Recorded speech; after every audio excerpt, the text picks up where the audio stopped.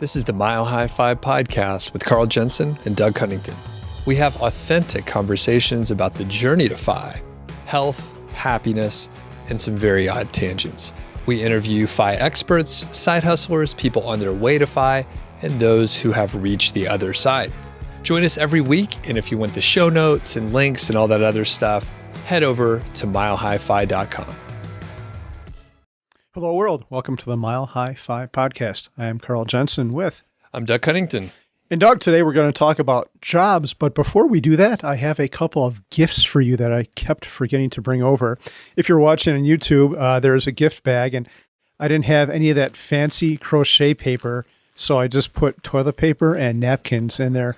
Unused, new napkins that were laying around in the car and toilet paper. You know, sometimes you put the crochet, whatever that paper is. Yeah, tissue paper. Yeah. Tissue paper. So I have to explain what these things are. The first one is Doug and I are going to start having t-shirts. We're going to give them to guests on the podcast. And this is a sample product. And this one is actually a hoodie that just showed up the other day from Printify. It's not going to be as fancy as your Melanzana ones, but at least you could wear it for the podcast. And I guess if you wore that, we would be matching. So we'll have to be careful not to wear them on the same day. So let me know what you think of that. Very cool. This looks good. Thank you. Thanks for bringing it over. Yeah. The second gift was inspired by a recent conversation where you said that you were taking dance lessons. Is that correct? Not yet, but it will be happening. Okay. And this is also half for your dance lessons, half for our studio. This is a mirror ball or disco ball. I figured we could hang it up back here and add a little bit more flair to our studio. And I like it. Yeah, and you and Elizabeth could dance under there to a slow song. We'll get a light and we'll have all the shine it on there, and then all the things will be sparkling off the walls. It'll be a magical moment. This is great. Thanks very much. Sure. And I'll probably reuse this bag. You know, we're pretty frugal around here. And I'll definitely use that toilet paper. Yeah, don't let that go to waste. So today we are talking about jobs. And I thought of this sort of related to one of our previous episodes, like if Carl and I could actually work again. It sounds like we're generally bad employees, at least we would be nowadays. And I was thinking about how we might describe a good job. And we're going to frame it in this way.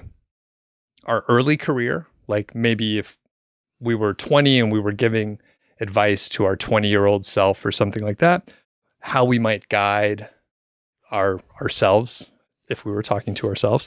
And then maybe what a good job might look like now. And we could frame this in a few different ways, but that's sort of the starting point of this conversation. So, Carl, I want you to tell me what you were like when, say, you were like a junior in high school. Did you know what you wanted to do? Did you feel pressure from family or socially to go to college, to go to a specific college, to do anything specific? So no one in my family had ever gone to college. So my mom would always say to me, "You're going to go to college and we're going to find a way to pay for you," which was great. I appreciated that, knowing that I would be able to go to college and get a good job. But I had the very wrong idea about jobs. I remember thinking about it, and all I wanted to do back then was not have a desk job. My thought was, I want to be outside. I don't want to be working behind a desk. And I think that was kind of misguided. And there's another word I'm looking for that I can't think of. But it was the wrong advice because my life turned out the exact opposite. And I'm happy it did because I really loved my job. How about you, Doug? I didn't feel pressure specifically that I recall back then. I now, looking back, can see that I felt like social pressure to go to college. And I was pretty good in math and science, so I ended up with a engineering degree. And I like computers too, so they were like, computer engineering, do that. And you're 16 or 18, you don't know what the fuck's going on, right? So I'm like, that seems like a pretty good idea. Everyone seems happy that I'm good at math and science. Engineering seems good. I'm from the Atlanta area, so Georgia Tech is a good engineering school, and I could, get scholarships and go to that school fairly easily. And that's what I did, just sort of complacently went into it. As far as my parents, I don't think they really put any pressure on me at all. I was more I put the pressure on myself, I guess, to do well academically and just try really hard and try to get into the school and blah blah blah. But yeah, I think they would have been happy, like whatever I would have done. Were you happy with how it turned out? Would you do anything different? I think, yeah. I mean, we've talked a little bit about some questions like this, and I like where I'm at right now, talking to you right now. So, if you change anything in the past, it would be completely different. But looking back, I had a nice lawn care business starting when I was like 12 years old, and I think if I just would have done that for a few more years, I probably would have like a lot more money. Money's not the answer to everything, but I would have been working outside, was making my own schedule. Like I could have hired a couple people to do some of the actual work and then grown a really nice like landscaping business in the area. Maybe some business classes could have been helpful, but I mean, you can't replace like, real life experience running a business, getting customers, like learning things the hard way in some cases. So we could probably still do that. Summer's coming, and I guess in the winter we could do snow removal. So there's something for us to do every season. We could rake leaves in the fall. I think if you still wanted to go back to that, we could give it a shot. And I have mentioned it before when I was starting my business and, I didn't have a W-2 project management job. I would tell Elizabeth, you know what? I can go out there and earn money. Like if you have a shovel and you need me to move some dirt, like I can do stuff. So yeah, maybe if things kind of go sideways with the podcast, we could go do some physical labor. I mean, it's hard to get people to show up to do anything, right? Yeah, absolutely. We could have our shirts off and be getting tans and melanoma, and it'll be great. Yeah, everything we need. So, and I can't remember, Carl, did you, so you studied pharmacy, right? And then did you get a advanced degree? Like, did you go all the way through or did you stop before that? So as an undergraduate, I studied biology and chemistry because I had no idea what else to do. So I always liked science and math. So I figured, I like that. I'll study it. And then you graduate and you realize that you can't do anything with that except go on for more school. And I had no idea what I wanted to do. So I'm like, pharmacy sounds good. I went to a doctorate of pharmacy program called a PharmD. And then I realized about halfway through that job was really not for me, that I would absolutely hate it. So thankfully, I discovered computers and transitioned over to that. Y2K was about to happen, so there was a desperate need for people to remediate all of that code. So I was able to kind of weasel my way backdoor. There's that phrase again, backdoor my way into something unexpected, but it was for the best. Gotcha. Was it hard to pull the trigger and drop out of the program?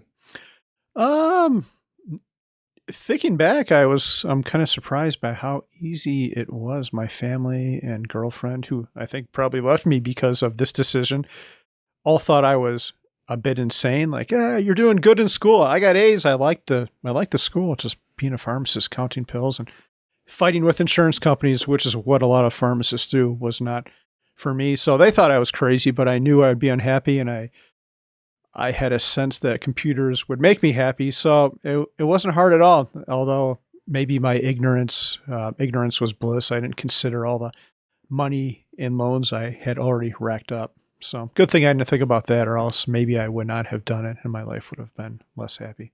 Right.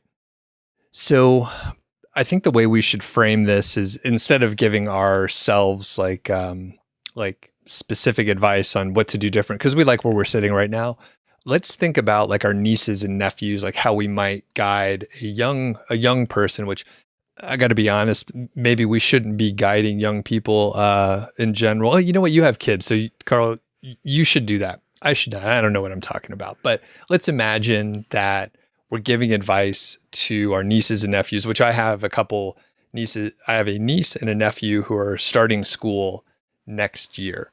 And I maybe would give them some advice on like what to look for a good job or things that make me happy. So that's kind of the idea, kind of a loose format. So if you were giving a young person advice about like jobs or careers and things that you have observed, and maybe imagine it's someone who's kind of similar to you. So the advice like kind of works. Uh, so not like a dancer, for example, like someone with a similar background as you. I had a dancing career, Doug, that I never told you about, but we'll talk about that on a future episode. Yeah, so I have a story about this. My maternal grandmother lived near me when I was a kid, and she was kind of a cranky person who would always dish out advice and scowl at you at the same time. She would say, save money, save your money. But one other thing she said was, study computers. And I kind of dismissed it at the time, like computers. And back then, computers were an obscure thing. In elementary school, I remember our school had one computer. So like for 2 weeks out of the year, the computer would make an appearance in your classroom. And then every kid got 1 hour to play the Oregon Trail.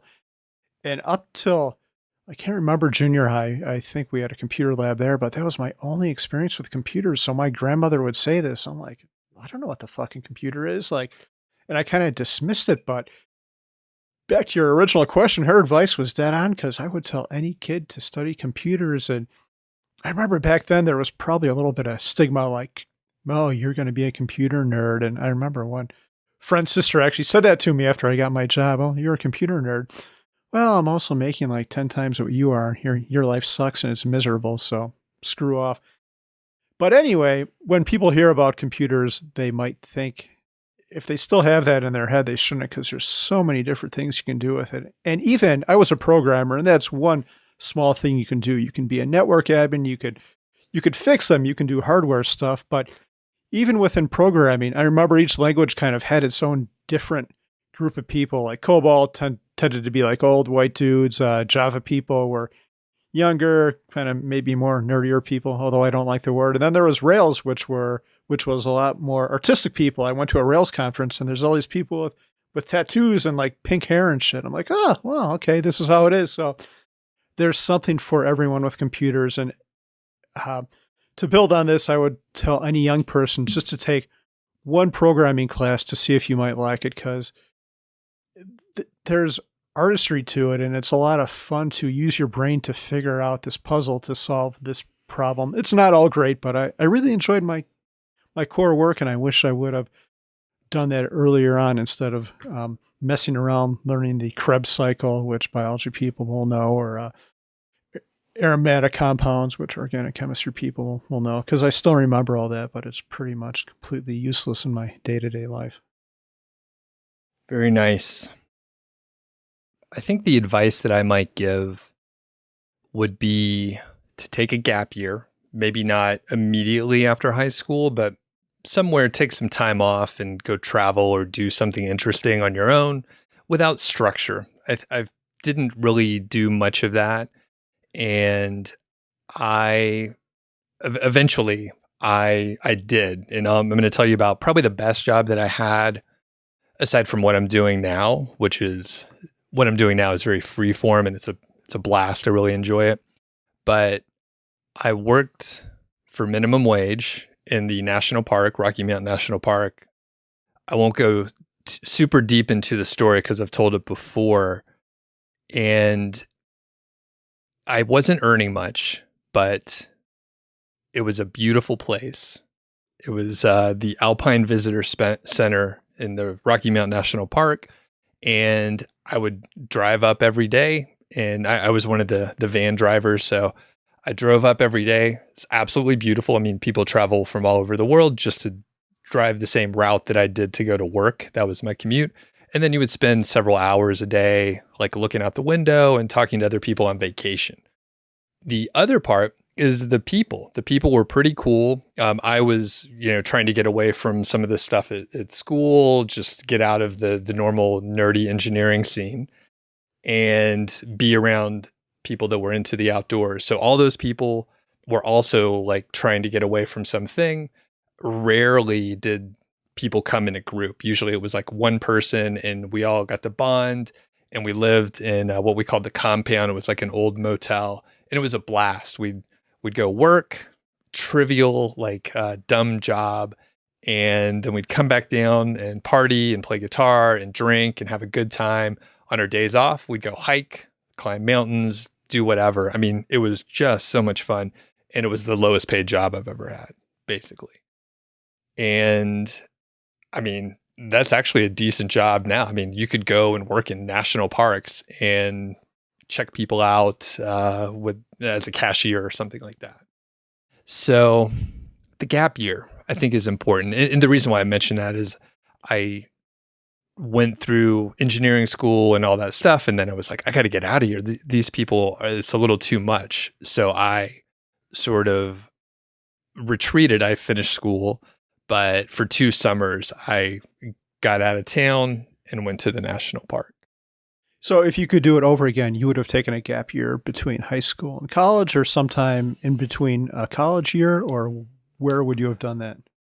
Probably, yeah. I think it would have served me pretty good to do it right after high school and then potentially in the middle of college too. I'm not quite sure. And I mean, if I would have taken a gap year, there's a chance I would not have gone to college. but you don't know what you don't know. And the other part, and I've been basically shitting on like the college and the consulting job. I learned very valuable things. Like I got my project management certification and like understand how to basically operate as a consultant, which gives you valuable skills to, analyze a company or a workflow or something like that. And then you can eliminate waste. You can make it more efficient, more effective, blah, blah, blah. Again, the Bobs from Office Space, like that kind of stuff. So, Doug, were you a pimp? Isn't there a certification like PMP? That's what they called it when I worked in corporate America, a pimp, like project manager. Yeah. I don't know what the other P stand for. I am a PMP. Yeah. Project management professional. I've literally never heard anyone call it a pimp. Where did you work? That's crazy. I mean, I can see, you don't have to make a leap to get there, but yeah, literally, I don't know how we missed it. Wow, I thought that's just what everyone called it, and I had more than one job where they called it that too. So you've been a pimp half your life, and you haven't even known it. I didn't even know it. I got the hat. And, people were like, "Why are you wearing that hat?" I'm like, "I just got my pimp certification." I didn't even know there was a professional organization for pimps. Huh? Yeah. Yeah, that's a different kind of pimp. So, now, we talked about advice to give to, a younger person. Anything else to add to that? Yeah, a couple things actually. I would say college isn't all it's cracked up to be. For example, I said study computers. Computers are probably the last thing you need to go to college to do. You could go to a coding boot camp for 6 months, and some of them even guarantee you a job at a certain salary if you can hack it. Like, so they say, if you make it through at this certain grade, we guarantee you a job, which is crazy. How many people will do that?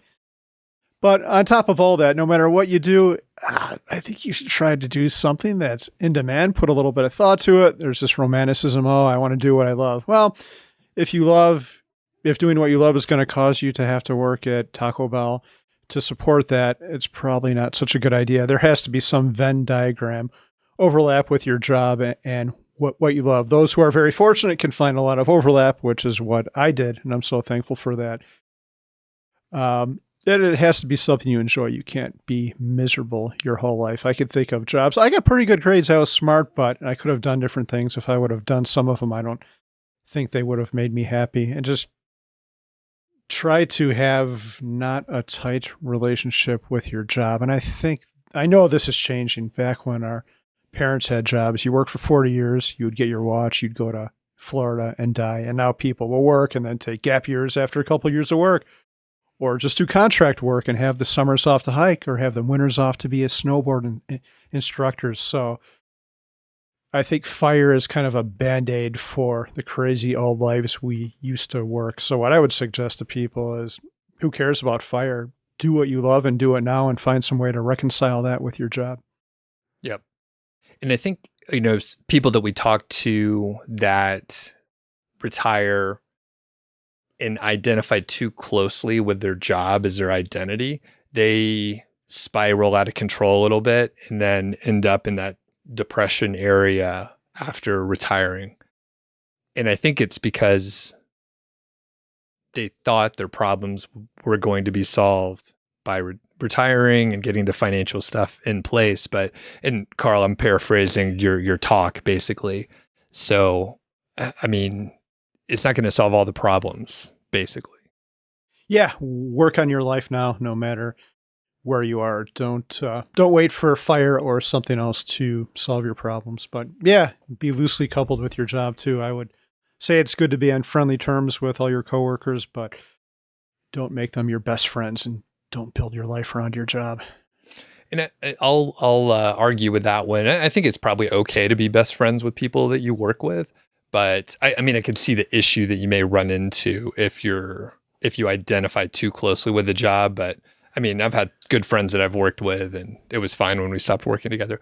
Also, I'll throw in, I worked at a consulting company, so it was project based. So there was a good chance, like you're working on a project with someone for like 6 months, and then you're going to move on. So maybe it's baked in. Like I knew that we were going to not work together forever. So one thing you mentioned, you were like, definitely study computers. And I would say, yeah, I would do a lot of self-education like you talked about, but I would also go the counter direction, which we mentioned in the previous episode. Like, look at the skilled trades that are underserved right now. So electrician, plumbing, other skilled trades. I don't know. What are some others like in that area? Construction. Yeah, anything around that. You said plumbing, electricity. Yeah, being a carpenter. Man, I thought a fun job would be to drive the garbage truck. Have you watched our garbage truck here in Longmont? I have. Not that this is a skilled trade, but they don't have to, like when I was a kid, the garbage man had to come out and throw the bags in there. And I remember summer would be like 90 degrees and the guy would be covered in sweat, like swearing his ass off. But now they just pull up and this mechanical robotic arm comes and grabs the thing. But you could just be in there listening to podcasts. You could just have your best life in the cab of the truck while you're driving. Right. The arm's doing all the work. I wonder when they're going to have like a VR game. It's like, you're the trash man, but really you're taking trash out for people. You're like driving the truck around and you just have a little video game that you're playing, but you're really doing trash. Oh man. And it could be a video game too. Like you're trying not to run over kids on big wheels and you see how many pounds of trash you could do. And old ladies would be out there like chasing with a broom and shit. Yeah. That's a trash man, the game. I wonder if anyone's done this. It could be, yeah, it could be fun. And then just tie it back into the self-driving vehicles and then we'll be good to go. Yeah. So, all right. Well, any other thoughts on how you might describe a good job? Yeah. I don't think so. I think we've covered it.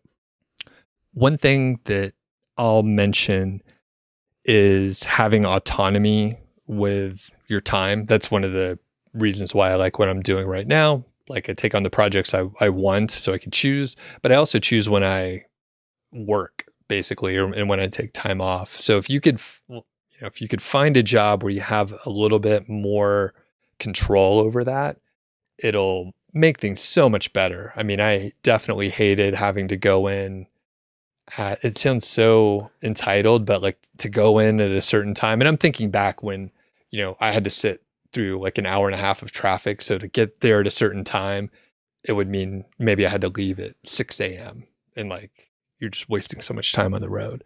So autonomy, hugely important. And any other, did you have much autonomy with your gig? It changed over time, but I remember my first job, they said, these are the core hours. You have to be here from 7:30 to 4:30 and you must take lunch between this time and you have like 1 15-minute break. And that was a professional job and you had to wear a tie at least when I started. And I'm sitting in a cube not talking to anyone for the whole day. I'm like, this is so stupid. And I think that's changed over time for me. And I think it's changing even more now. If there's any good thing about COVID, it's that a lot of employers have learned they can empower their employees. They've worked from home. They still have gotten the same amount of work done, if not more. And you could still be successful with less hands-off, less micromanagey approach. Awesome. All right. Well, I think that covers it for today. Anything new going on at the 1500 Days blog these days? What have I done? We've got a guest post from Carla, which should be on by the time we publish this podcast. Carla runs our sister podcast. You call it a sister. The sibling. We'll just say sibling.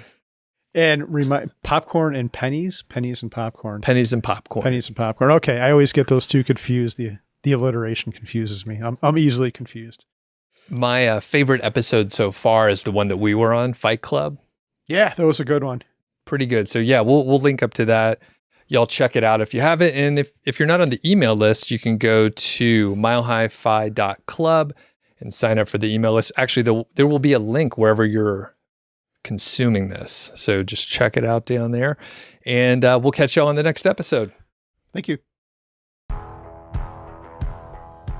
Thanks for listening to the show. That was the MHFi podcast, and I'm Doug Cunnington, the balder host, and Carl Jensen is the cool, sexy one.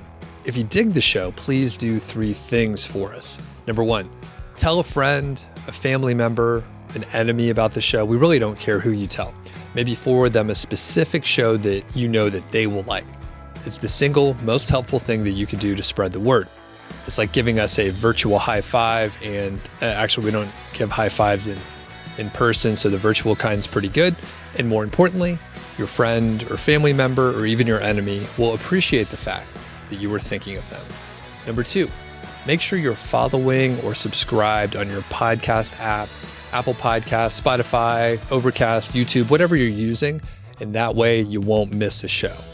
And number 3, please leave us a rating and review. We read them on the show occasionally, and you might hear yours out there on an upcoming episode. Quick disclaimer, this show is not financial or legal advice. I'd actually be surprised if it sounded like it. It's really just for entertainment, and that's at least what we're hoping for. But seriously, get advice from professionals.